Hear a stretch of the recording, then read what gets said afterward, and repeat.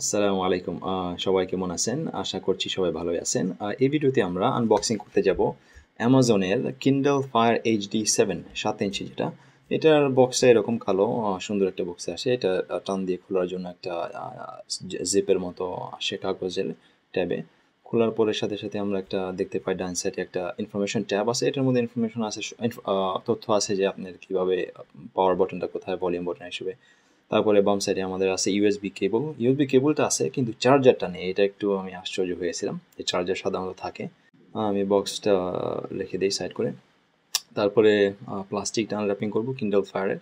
পিছনে আপনার mat finish, মানে এটা শাইনি না। সামনে আপনার ক্যামেরা আছে, অনেক থিন, পাতলা। পাওয়ার বাটনটা একটু খুঁজে বের করতে একটু মুশকিল, কারণ এটা প্রায় লাগানো বডির সাথে।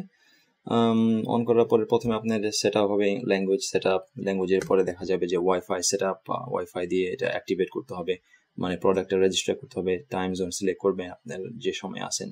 তারপরে গেটিং স্টার, মানে যদি আপনি সোশ্যাল নেটওয়ার্কের সাথে কানেক্ট করতে চান। তো আমি সবচেয়ে ভুল করেছিলাম যে এই ফ্যাক্টরির যে ডেমোগুলো এখন দেখা যায়, এই ডেমোগুলো আমি ঠিকভাবে দেখিনি। এই জন্য আমার এই কিন্ডেলটা প্রথমবার ব্যবহার করতে একটু বহুত কঠিন হয়েছিল, এবং আমার প্রথম মতামত এটার ব্যাপারেও খারাপই হয়েছিল, কারণ আমি এই ডেমোগুলো দেখিনি আর আমি জানতাম না কোথায় কি আছে। তো প্রথমে আমরা বইয়ের যে অ্যাপটা ওটার মধ্যে যাই, কারণ কিন্তু তো বইয়ের জন্য ডিজাইন করা হয়েছে।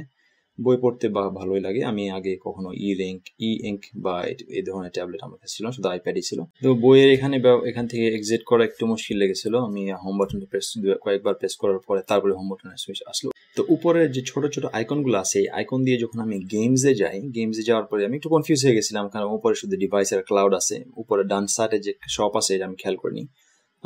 তারপরে আমি যখন পাওয়ার বাটনটা খুঁজতে চেয়েছিলাম স্ক্রিন অফ করার জন্য, এটা খুঁজতে একটু মুশকিল হলো, কারণ এটা বহুত বেশি উঁচা না, পাওয়ার বাটনটা পরের সাথে মিশানো প্রায়।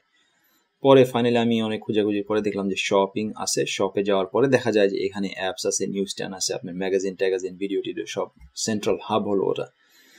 তো প্রথম মতামত আমার যে আমি কিন্ডল ফায়ার HD 7 ইঞ্চ এটা বেশি পছন্দ করিনি, কারণ এটা আমারও দোষী হয়েছিল। আমি ডেমো যে গাইডটা ছিল, গাইডটা আমি ঠিকভাবে ফলো করিনি, প্রথমে দেখিনি। তো কিন্তু আমি যখন আরেকটু বেশি ব্যবহার করলাম এই কিন্ডলটা 7 ইঞ্চটা, আরেকটু বেশি ব্যবহার করে, তখন আমার এই মতামতটা বদলে গেল। আর আমি আরেকটা ভিডিও করছি, ফুল রিভিউর ভিডিও। ওই ভিডিওর মধ্যে আমি আপনাদের বলতে যাবো যে আমার ফাইনাল মতামতটা কি এই ব্যাপারে, এই কিন্ডলটার ব্যাপারে। তো ওখানে দেখা হবে। আসসালামু আলাইকুম।